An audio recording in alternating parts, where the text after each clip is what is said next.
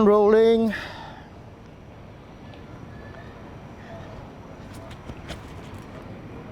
Camera 2 rolling. So I'm not even ready yet. So we'll do it. Okay, we're rolling. Okay, we'll do a clap in a sec. So when you're, is that all right? Yeah, it's fine. We don't really need this because we're giving a sync. That's what we need. Yeah, I'll do the clap. You do the clap. Cameras rolling. 3, 2. Jason, hi.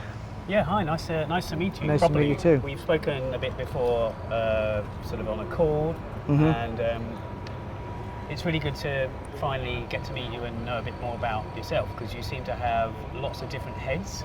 You basically are a news reporter, cameraman, videographer, lecturer, and 1 or 2 other things, I think.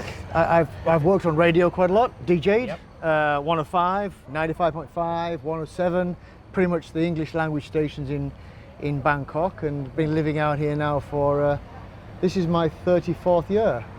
Distraction, sorry about that. 34th year. Right. Having come over in the late 80s, there you go. Okay, well, so we just say 35 years just to make it easy. Absolutely. I even know I had that trouble just having visited Thailand for 14, 15 years, I just say 15.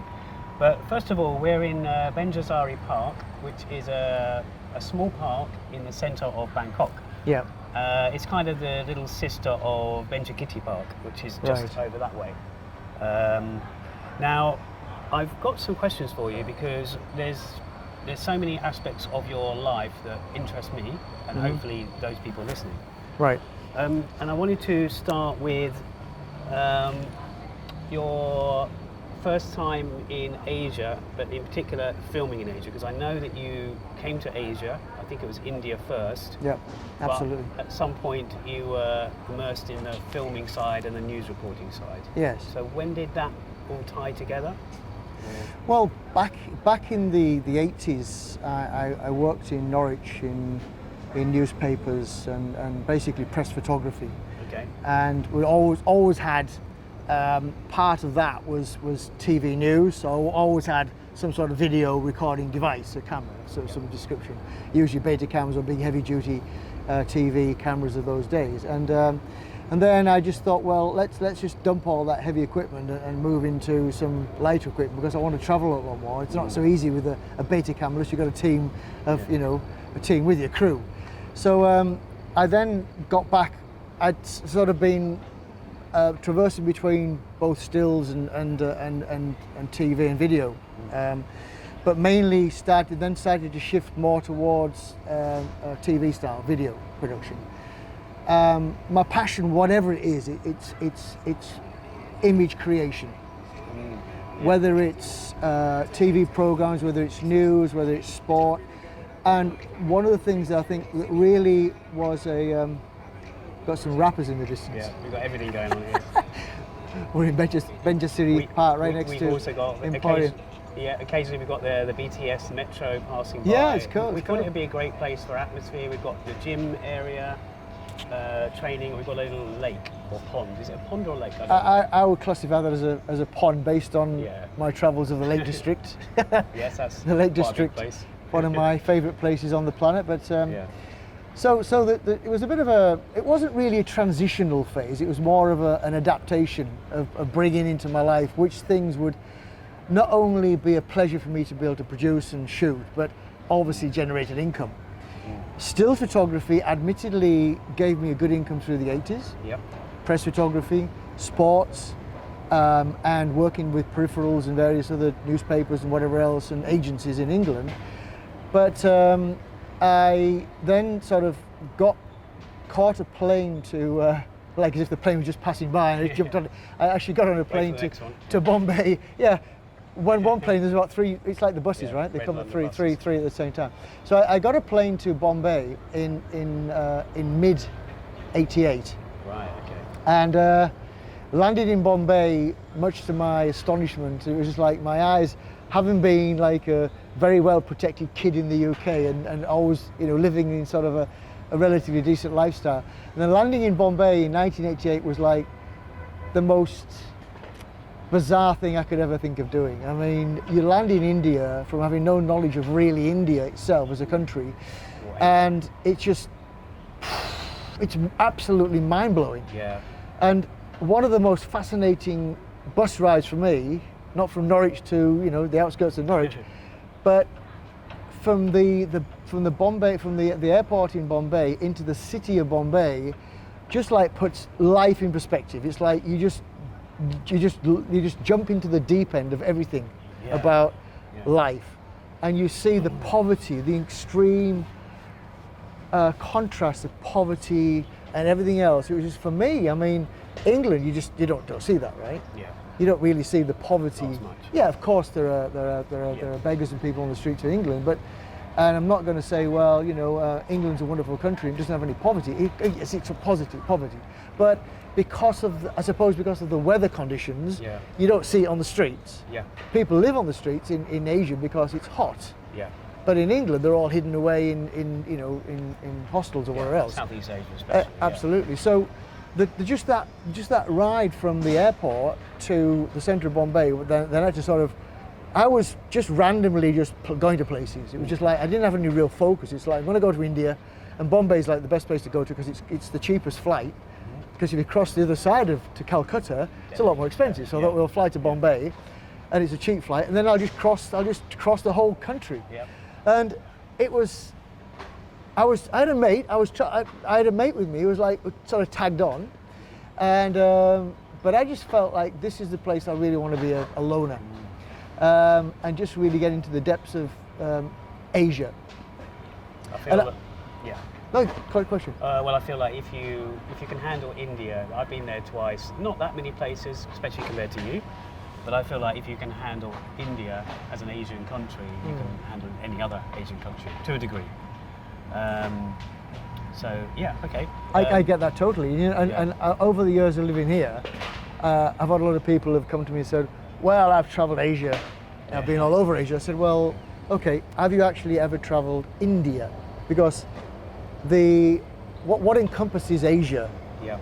And puts it all in perspective is India, because the diversity, the texture, and the life, the difficulties of people living in India exceeds anything on this planet. I've never been to South America, so I wouldn't really know. Yeah. But based on what I've studied and learned, I don't think it's anywhere near India. Yeah. Obviously, South American countries, even African countries. I've never been to Africa, so I can't compare India to Africa. Yeah. But all I can say is that in terms of the perspective I had on Asia, as a Brit who'd never been anywhere, I'd only been to France like once in my whole life, to do a shoot for a twinning celebration ceremony in Dunkirk. Yeah. This was in the early 70s. Wow. And it was like the most bizarre. I mean, to travel to France was already a tussle because it's like a 13-hour bus ride from the northeast of England to the Calais, the ferry, then crossing into France. But to fly into Bombay on a one-way ticket was pretty bizarre. Like, why would you get a one-way ticket to anywhere? Yeah. There's a song out there called One Way Ticket. I know that. I'm not going to sing it. But back then there were a few backpackers, even back then. I mean, going to India. Did you see many? I know in Thailand later on there was, but in India, did you kind of come across many? Yes, I did. It wasn't as prevalent. You didn't see as many. Because I didn't stay on the sort of backpacker routes. Yeah. I didn't go into Goa, where everybody said go to Goa, because it's like coming to like Khao San Road or to around the area where most of the backpackers come to Thailand. So that I had no intention of really getting to know other foreigners, other backpackers. I was a backpacker. A backpacker intrinsically is somebody with a backpack on their back and traveling, right? Yeah. But I thought I wanted to really learn this country from a very raw perspective. And I jumped in the deep end. There's no question about that. I was very naive, but I managed to get myself way around it, the length and breadth of India. I bought in Bombay. I did a bit of research on train tickets because I wanted to go to Delhi and up into the Kashmir, up into the mountains. Yeah. And I went to the local train station in Bombay and I said, well, what sort of tickets do you have available? They said, we have one called an Indrail. Internal rail system. Obviously, we built the systems, I think, in India. Yeah, we were instrumental in building the systems in India, but it's a pretty good system. But I got this train ticket. It cost me $75 and it gave you like, if there weren't second class sleepers, you had first class transport on the trains. And I'll tell you what, it was a most amazing way to travel the length and breadth of India, because the train network is so diverse, so extreme, that you can pretty much get on a train and go anywhere. It's absolutely phenomenal. So I got this I got this ticket. I stayed in Bombay, and I was doing a bit of photography around Bombay and getting to know the locals and things like that. And it was like the sights and sounds of Bombay, just like, it was just overwhelming. Yeah, it's all the senses and the vibrancy. Oh, That's absolutely. When I've been there. One thing that really shocked me, whether it's true or not, I can't verify this, but I went down a back street in Bombay, and this is not a criticism of Indians. I went on the back street of Bombay, and it looked like what had happened was there'd been a partial collapse of a building, and whether or not this is true or not, but I was told it was true, that some people had still been trapped in this rubble of this building, and the smell was just like, the smell from this building was just so overwhelming. It's like, do you know the smell of like dead bodies?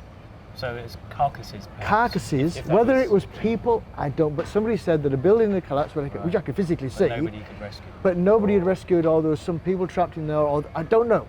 But the smell was so overwhelming that it was like, this is really bad.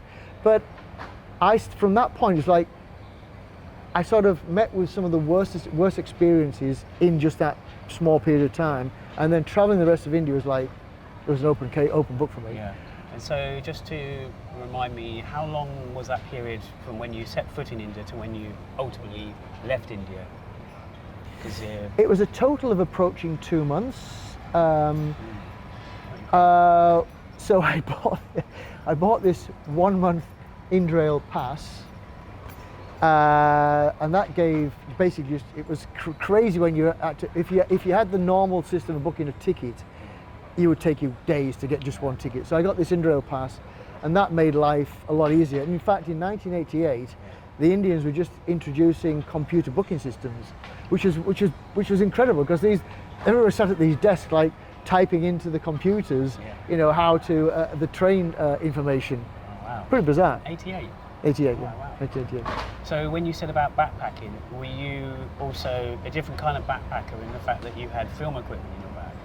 I didn't have any. No film. I had a couple of cameras, stills camera. I had no film equipment in those days, and my intention was to film life as a stills life, and just capture life in stills. Right. And I thought, well, it would be too cumbersome, because really to have a decent quality camera, a TV camera in those days would have been very prohibitive. Would have been pretty difficult. So I thought, well, let me cover India from a stills perspective, and then I started sending my stuff off to various agencies, which I won't mention the agency, but sending stuff off, and my stuff started to get used in various places. I thought, well, this is cool, and I was getting to know people. And I think the other thing was that I think the stills camera gave me access to places that perhaps I couldn't have got if I had a fairly big system. Yeah. The stills camera was more subtle, less in your face. They even say that these days, and we both know as being videographers, filmmakers, that if you're filming something, I work with fiction as well as factual stuff sometimes, but when you're working with fiction, if you put a boom mic somewhere, straight away you're suspicious. You're looking like, there we go. Well, if you've got that, then people will question it. But if you've just got a handheld camera and you're using it as a video camera or stills, it's not necessarily questioned. Or these days it's an iPhone or smartphone rather. Less likely. I mean, I transitioned from being a sports photographer in England, and the bizarre thing about that was that I pretty much brought my football photography gear with me, and that meant at least one 300mm 2.8 lens, a fixed focal lens, because I didn't have any zooms in those days. Yes, I had one zoom actually. So I was carrying fairly heavy gear, but I didn't use any of that in fact, perhaps if I used the 300mm 2.8, I could have been way off, and candid photography would have been better, but it's just really, once you start using big heavy lenses, you attract attention. So I was using maybe 50mm 1.4s, 85mm 1.4s, that sort of focal length, right? But I had two Nikon F3s, with motor drives, and I was happy as a, you know, it was fantastic. So India was obviously amazing, I can tell that. Yeah. And it is amazing. And the trains are a great hidden secret to people that just visit a certain part of India, and you if you don't know the trains, when you find them, they're this hidden gem of transportation. You can see so much. Right. But I was going to say, then I know at some point you went from India to other Asian countries, and to name a few, you've been to Thailand, where we are, Burma, Cambodia. Some of these things we can't really mention that much because it was about journalistic stuff. But yes, I've travelled a lot. I've been through Indonesia, Jakarta, obviously Jakarta, and Hong Kong, up into the sort of new territories of China, and explored a lot of places like that. Yeah. Cambodia. I've actually been across the Cambodian border, not fully legally, but I got across there to do a story. And there's a story which is there's a backstory to that about me being taken captive. That's a bit of a long story, but essentially That's the one I was thinking of. Yeah. Right. Okay. So I crossed borders from a journalistic perspective, put it that way. Yep. And I travelled pretty much the length and breadth of Thailand.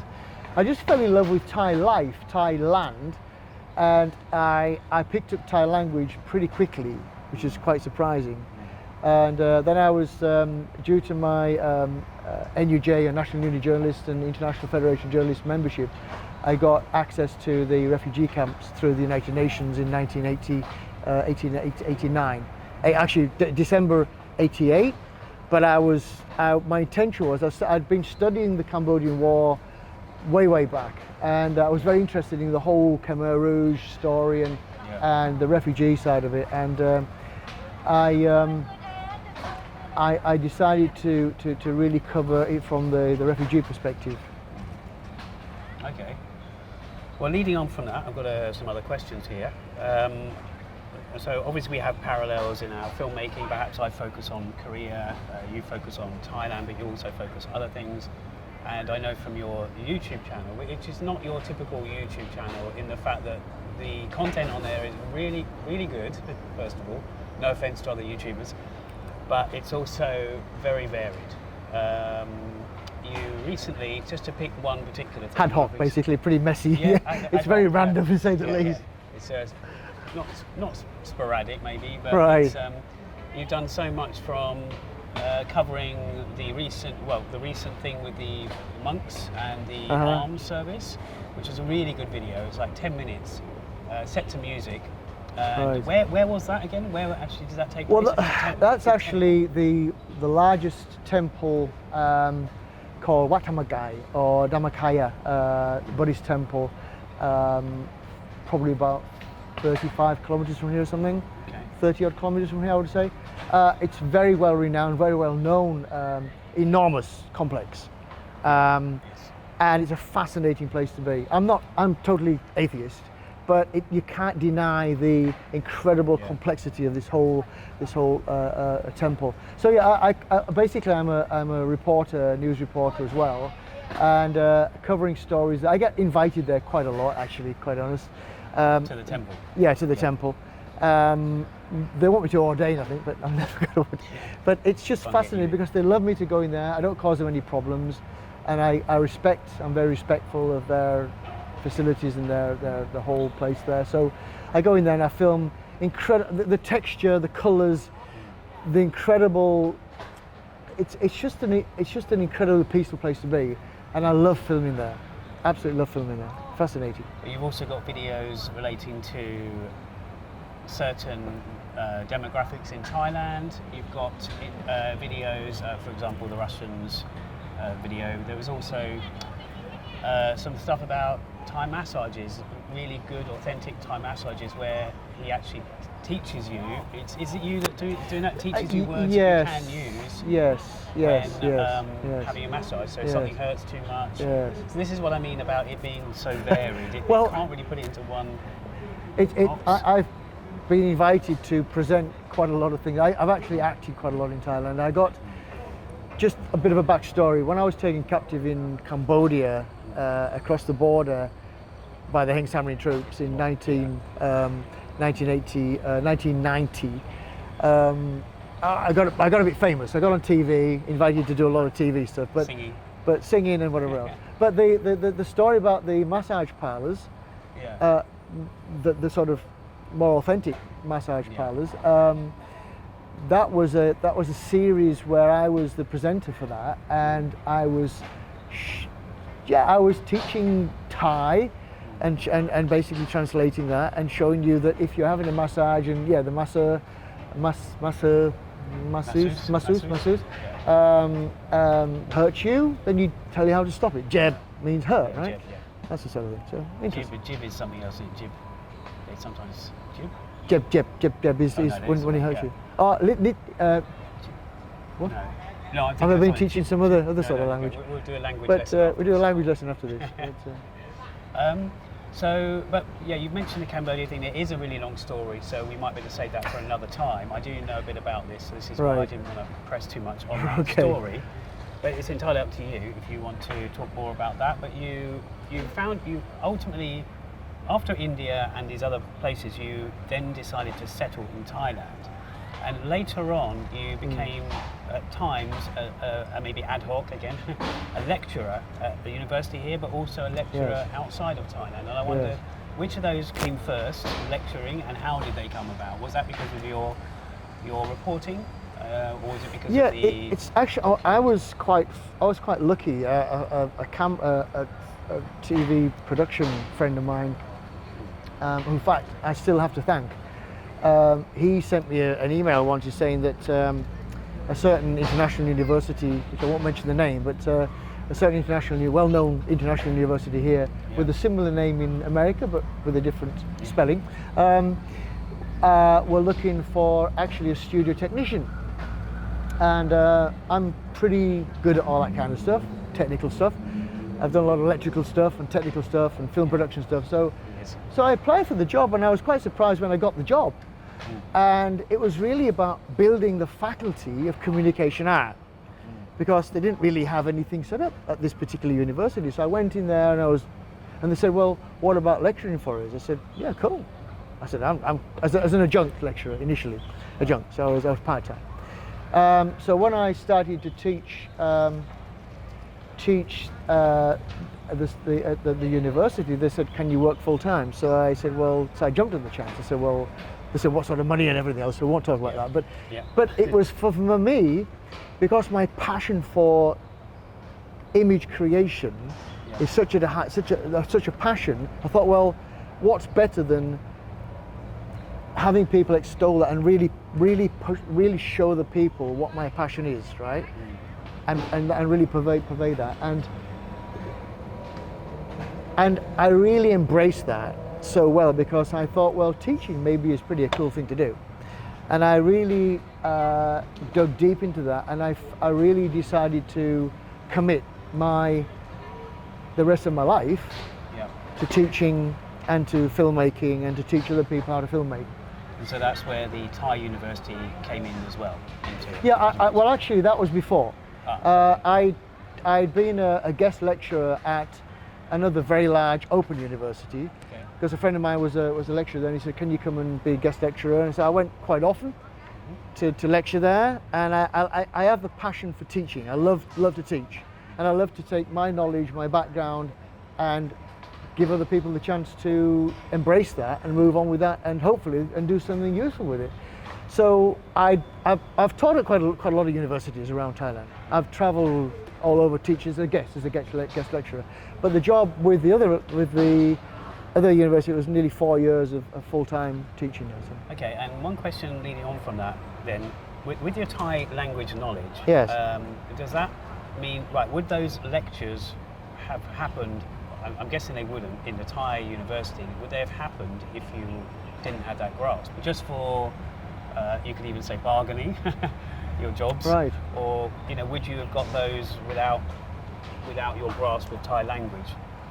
And the same with the news stuff, because obviously you do the news. Yes. Stuff. Well, there are obviously having language efficiencies and proficiencies are extremely useful.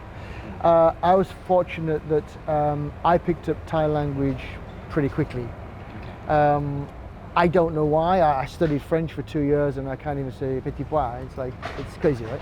But I embraced Thai language pretty quickly, so that was an advantage to go and teach, obviously, in Thai universities. Now, how much the Thai students understood, I don't really know, but they're all nodding their heads in agreement.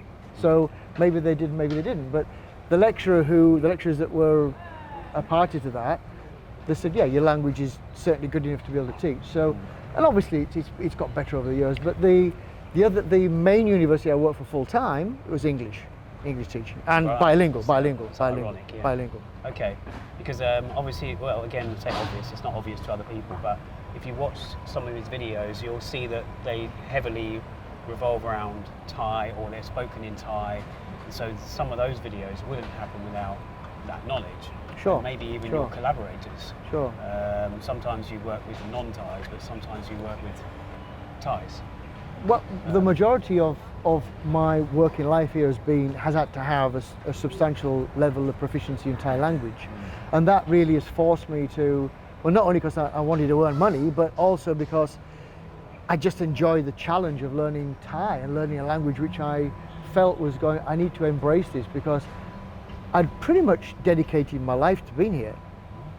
And, unless you know in-depth linguistics and knowledge of the language, you don't really enjoy the life. I think until you really understand the language, you're very superficial. Yeah, you're just observing all Absolutely. The time. And I'm very surprised that quite a lot of, this is not a direct criticism, but a lot of foreigners who spend a substantial amount of years living here, they have a very, very basic knowledge of Thai, and I don't really understand how you can enjoy a life in a country, even though Thais are getting better at English. This is not a criticism of Thais. They're still very low level in terms of English speaking. Yeah, it's like when I go to Korea, been to many times, but I try to learn something new on every trip. So if I was living there, I would try to learn a new word every week. Like here, I would try to learn a word or a phrase. Right. Easier said than done, but yeah, it is interesting how that comes into play. I was going to say, because we'll touch on your film making stuff, because that's what initially we were going to discuss, but you've got so many other heads with regards to, I don't mean he's a big head, it's news reporting, lecturing, and collaborating, singing as well, but that's another thing. And I just wondered, when you do all these documenting and being a videographer, what's your sort of the pleasure you get out of all of it? What's the biggest pleasure? Is it setting up the cameras? Is it the knowing, it's the knowledge of knowing how everything works, the sound, or is it collaborating with someone and making sure you get the perfect image, or what is it that gets you out to do that? Because obviously sometimes it can be. Well, I do know that you do like to bring your cameras with you. You like to capture stuff whenever you can. But there must be something about on a particular job. Is there something that spurs you on? Is it the collaboration process, or is it your technical skills in general? There must be, or is it the final project, sort of the final vision? Well, everything obviously coincides. The passion for film making equipment has always been a crazy passion, because I've spent a lot of money on camera gear over the years. But I enjoy the challenge of particularly news reporting, getting into awkward, difficult situations.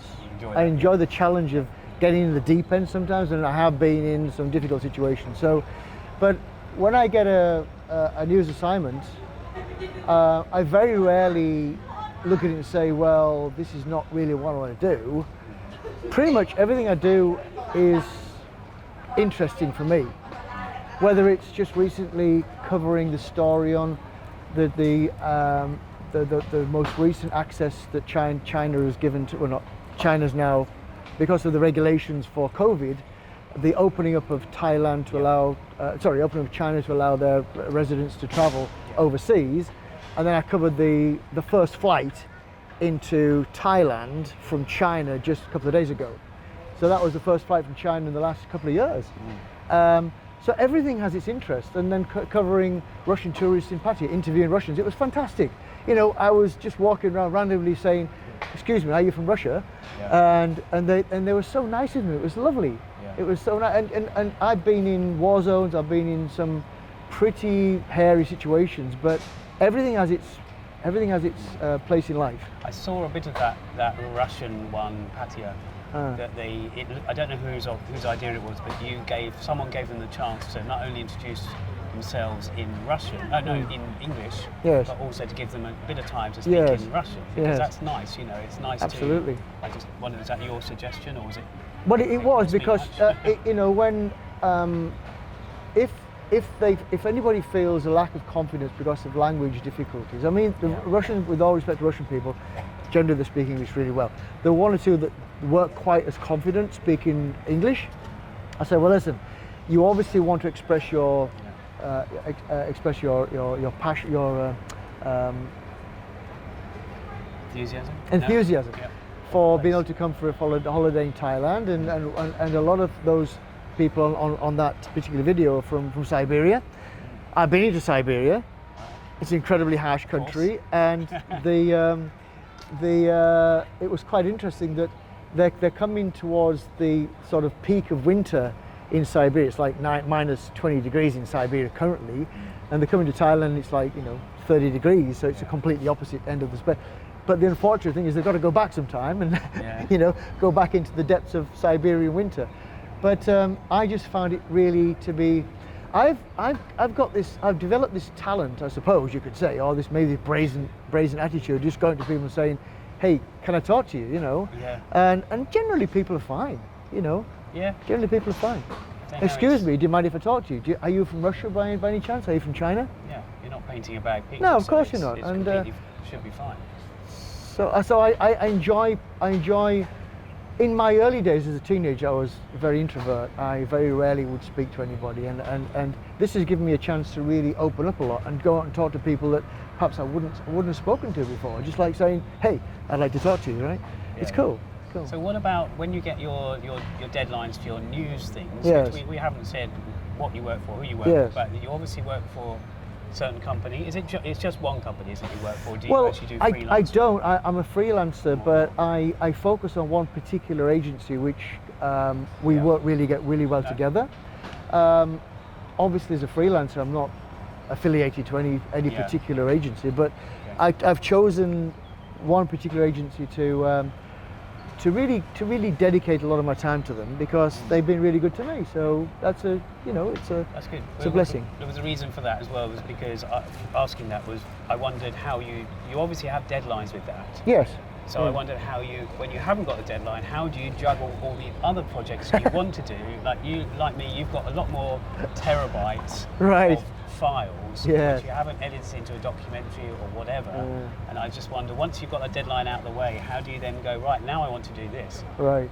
Or Well, is it's there a just method? as well, Jason, that I do have deadlines, because otherwise, Yeah. with the incredible diversity of video footage and content on my computer hard drives, that if I had like 5 years with no need for any income, I wouldn't need to work to deadlines. But I enjoy deadlines because you know what, they really drive you to create content which has incredible diversity, but focuses on the true core and the storyline and the narrative, and that forces you to follow a narrative.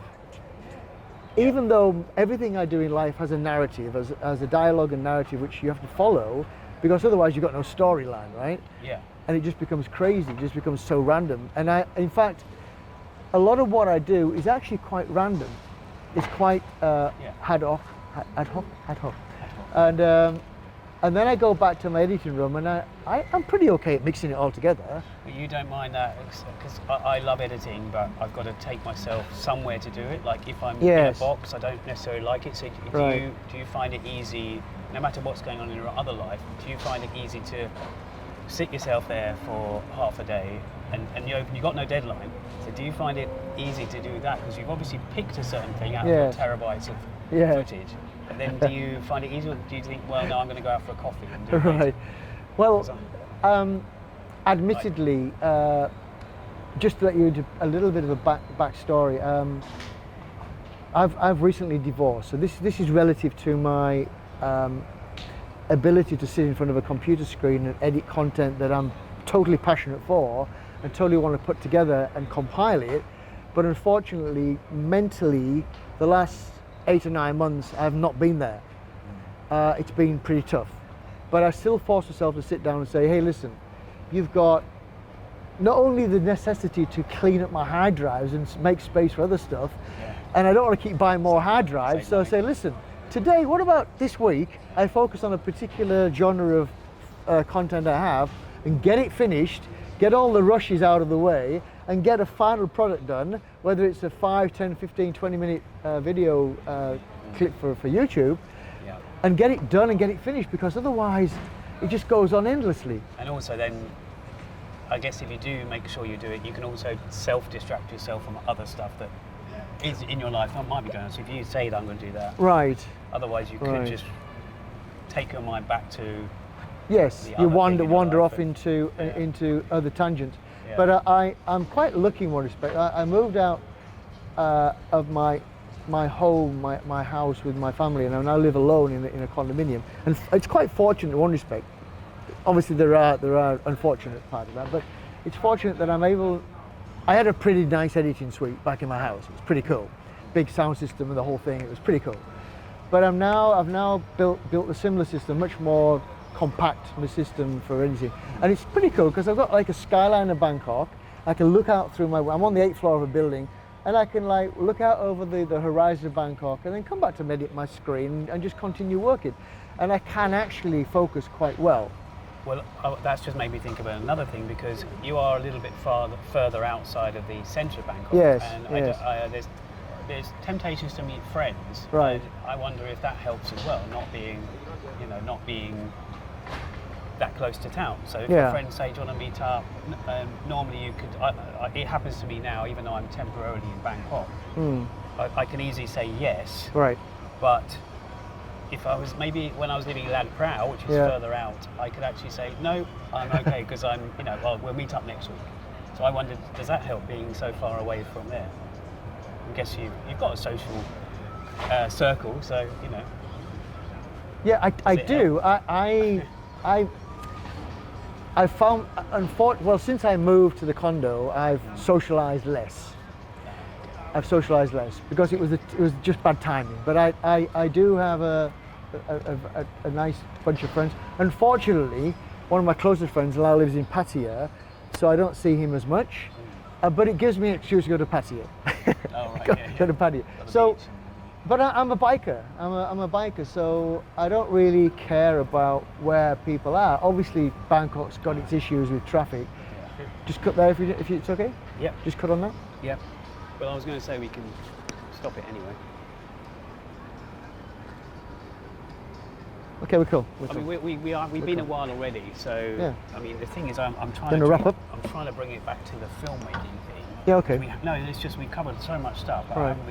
Have we? I was going to just say maybe one more question about. No, I was going to mention, because you said earlier about you had kit years ago that was actually quite compact, even 40 years ago, but now it's even more compact. But maybe it's not in your style. So well, I suppose it's all relative to the age of the trade. In those days, even a Betacam was a compact camera compared to a film camera. Yeah. And all the kit and all the grips and things you need for that. I'm a bit of a technical guy. I love technical stuff. I love a bit of a technophobe. Technophobe? That's the term for it. Sure. I love the that's an anti. Yeah, I was technophobe. Say, sorry. Technophobe is the anti guy. There's also another technocrat. No, not a technocrat. No. Anyway, I love technical stuff. So I love to be able to learn about, and because I've taught a lot of people how to use cameras, film work is an element of passion that overrides pretty much everything else. I'm quite anal in one respect, that everywhere I go I've got to have some equipment with me to record. I'm always looking for imagery. I'm always looking for B-roll footage. I'm always looking for cutaway footage because when I taught at university, everybody asked me about A-roll and B-roll or cutaway footage, right? And I've always maintained this philosophy that A-roll, of course, is generally the interview footage, the chat with somebody or something of that type. But without B-roll, you don't have an A-roll. So actually, I twist them around. I say B-roll becomes your A-roll because without that, it's just a silly little philosophy I have. But it's a bit like we were talking about before we went live. You can't have, it's the audio is just as much as absolutely the video. And a big effort to producing content is a big effort for audio quality. You know, one of the most annoying things about filmmakers that are not focusing on the quality of their audio, their recording or recorded audio, is that they focus more on the visual aspect of it, right? Yeah. I get that, but if the audio is crappy, you soon turn off.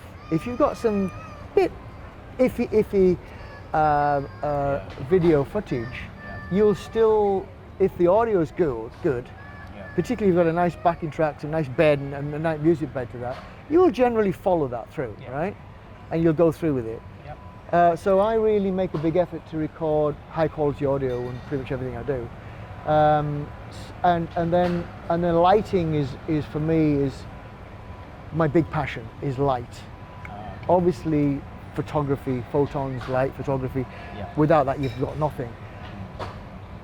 Even to a point where recording in pretty dismal situations. Fortunately, my current camera, the Sony camera, records in pretty dismal situations, pretty nice level, quite quality footage. But try and avoid that. Try to light things with decent light and give yourself decent footage because you're making content not just for yourself. Hopefully somebody else will enjoy your content. Otherwise, and you mentioned one thing about you talk film. Yes. Do you still do that? Yes. And if you do, and I'm saying this because anyone listening might want to know, can they be taught a bit by you? Yes. Or can they, where does that normally go on? Where does Well, that normally happen? actually, a lot of my teaching work is Thai universities, and I'm still doing part-time university teaching. So I prepare my courses for that. I prepare my classes for that. So in fact, in a couple of weeks, I'm back into university teaching. So for me, that gives me a different driving force for me to really up my game in terms of what I'm doing with my stuff this day and age, and really update myself on what's in the current market, what cameras there are. I love camera gear. Yeah. I love camera gear. Techno something. Techno notice of me. Techno notice, that's techno notice of me. Yeah. So I'm just going to quickly scroll through here. Okay. I mean, I haven't even touched on half these, but you know, I was news, juggle work, keen to know what happened in terabytes, Rupley. We don't need to talk about Rupley themselves. Oh, there's one question. So, being a videographer and cinematographer, I wondered when you shoot, how much of what you shoot is based on being as a photographer? I don't know if that's something you could explain. I totally get that. Right. In university, I made a very clear distinction between stills and video, and cinematography. Stills, of course, everything is based on image creation in a camera, right? So framing, techniques of framing, is it different to video? I would say there are different techniques in terms of how you frame up something for video, particularly if you've got more than one camera. Generally, if you shoot stills, it's one camera shooting stills. There are very rarely you have more than one camera shooting stills, unless you're shooting where you've got automated cameras around a football stadium shooting football and you're all remotely shooting, but that's a different concept. Many years ago, which is quite fascinating for me, I forgot the name of a very famous, obviously not very famous enough because I've forgotten his name, but I remember watching a documentary about a cricket photographer back in the 70s, and even then he had wired remotes, but that's because you could pre-focus maybe on the stumps. You could pre-focus. He had like 4 cameras remotely controlled. He was using one, and I'll try and dig that video out. but it's a fascinating subject because this guy, even in those days, in my early days, this guy had remote cameras. Yeah, wow, that's going back. You know, pre-focused, locked on various. Obviously, you've got fielders, positions of fielders, but when a ball's going towards a fielder, they're running. They're not staying still, right? Yeah. But generally, you've got the batsman playing in his crease, and so on and so forth. And this guy had some serious kit, and I was like fascinated because I remember there was a program in English TV in those days, which was Camera Works or something, some photography teaching program, and sports photography was a passion because I tell you what, if you can be a successful sports photographer, everything else comes pretty easy from that point onwards. Because in those days, in the 70s, when I was a football photographer, everything was manual focus. You've got to make sure that your left eye is following the action. Yeah. So, you know, both eyes are open all the time. This eye is following action because if you're not, you're going to lose where the ball is landing or being kicked from. So. And from a technical aspect as well, it's also one of the things that you film that's got the most movement. Absolutely. Than anything else in life. Probably. Absolutely. So if you can start life as a sports photographer, or even a sports cameraman, I mean, this day and age, technology is far surpasses everything else on the planet. Yeah. But in terms of stills, I mean, I have a lot of respect for football photographers because it's action. I mean, it's a flash second action, and you've got to catch it. Otherwise, you're not going to make any money, right? I get it, yeah. And I struggled in the early days. I struggled with that because you talk about big, heavy cameras, Nikon F3s, motor drives, 300mm, 600mm lenses. You're talking about heavy cameras, and you've got to crank up that focus. And if you're not on the spot, I mean, I've got a lot of respect for those people. Really have, you know. So I can't really bring this interview to a close without just speaking about some of your film projects. Are social issues, or what's the word that they use? Not justice, social justice. Social commentary films about certain things that are happening in the world or happening in Asia. But as well as that, you've started this other thing called travelability. Absolutely. I just wondered if you could maybe just sum up briefly what that is. Well, I was looking for content back early in 2022. I was looking for some content, and I'd seen a program on local Thai TV about a double below amputee prosthetics. A guy called Gareth Lewis Payne, guy from London. So I did a bit of research and I found him. I got contact details, and I made contact with Gareth back in February last year, and he was quite abrupt. I can understand because he's like a lot of media attention, a lot of programs wanted to focus on this amputee, this invalid person, disabled person, and he was a little bit off with me, which I totally understood. And I said, listen, okay, that's fine. And then I said, listen, just take my number. And he said, hey, whoa. He said, are you British? I said, yeah. He said, okay, I'll get back to you when I feel it's the right time. So 2 weeks later, he called me. He said, okay, what would you like to do? I said, I'd like to film you. I'd like to do a program on you for you to inspire other disabled, other less fortunate people. And he said, okay, let's do it. So we did a few things together. We went traveling a bit. We did a few shows, because he's a paramotor pilot, PPG pilot. Okay. He's going for his another license and things. He said, this is what I do. I like to fly. And I said, cool. So I went with him on a few of his things. We went to like the islands and stuff, and then I got to know him. And he said, listen, why don't we do a series? This is his idea, not my idea. Why don't we do a series called Travelability, the ability for disabled people to travel? And it's not something that's that well known. A lot of programs about disabled people traveling around the world, and Thailand's not particularly accustomed to providing the right sort of things for disabled people. He said, why don't we start doing that and try to not push, but try to advise various hotels and various places that it might be a good idea if they make it more convenient for disabled people. So travelability essentially is Gareth's concept. And I was filming it with him, did the stories together, put the story together, and I think it's a really good series. Not because I shoot it, but yeah, I think it's just really pretty I've cool. seen some of it, some of one of the episodes, Right. Because there's a lot of stuff that I had to look at. Well, there's certainly 7 episodes on YouTube. Travelability. But what I say is, because travelability, obviously, is the 2 words together, travel and ability. Yes. But it could be seen as, Yes. the way I thought about it is, it could be seen as travel and visibility to the people, Okay. who've got Giving them a the vision, giving them the Yeah. absolutely, Well, and ability is inspiring. obviously what it is, but Inspiring. I thought it could be also, aspiring as well. Yeah. Because these things don't get the people don't notice. There's these not enough people attention toward deliberately right. I sometimes. totally get They that. get kind of Sure. blinded from society. Well, it's too easy to forget, unfortunately, forget people that are less fortunate than ourselves, and when Yeah. we walk around, it's common.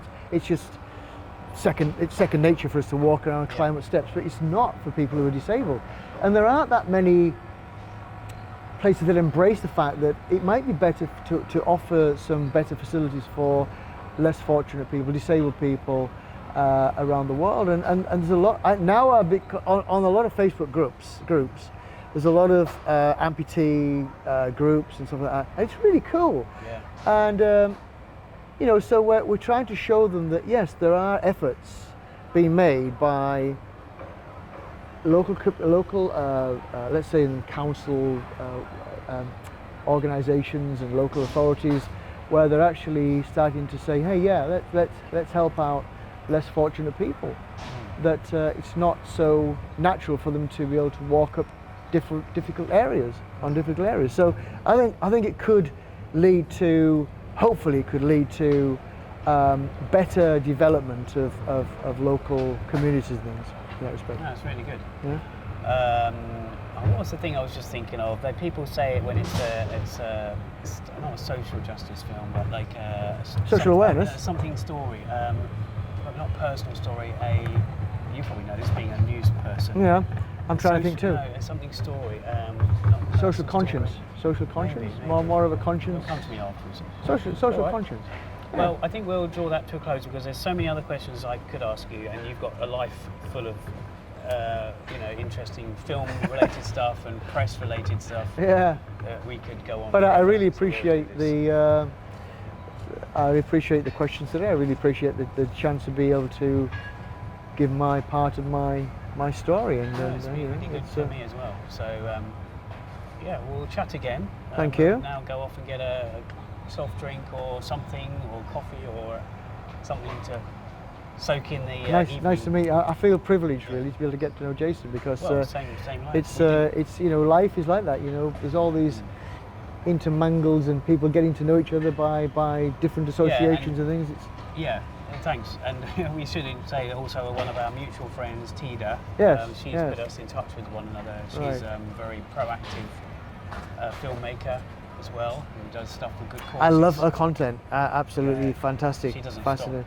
stop. Absolutely she's amazing. got- And the passion that we all have for Yeah. creating content for people to really embrace and to really and see a little bit more about the world. Well, it's good to, as I say, just to finish this off, but to Yeah. meet people like you and Thida, that I might sit on my bum longer than I should, when I should be going through my terabytes or Yeah. not that many, but terabytes of footage. Right. And when I see people doing it, it makes me think I should be doing it more and getting up in the morning and getting on with it. Well, we'll see about that, but hopefully. Yeah, I do.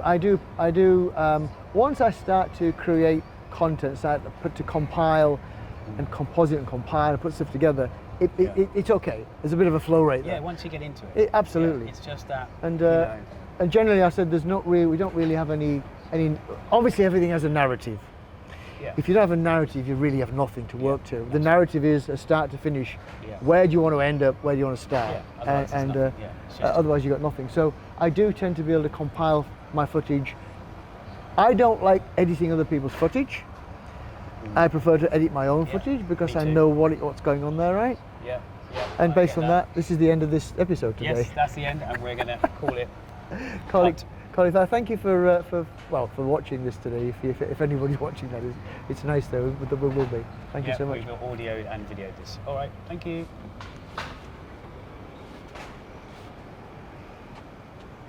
Oh, the camera shut down.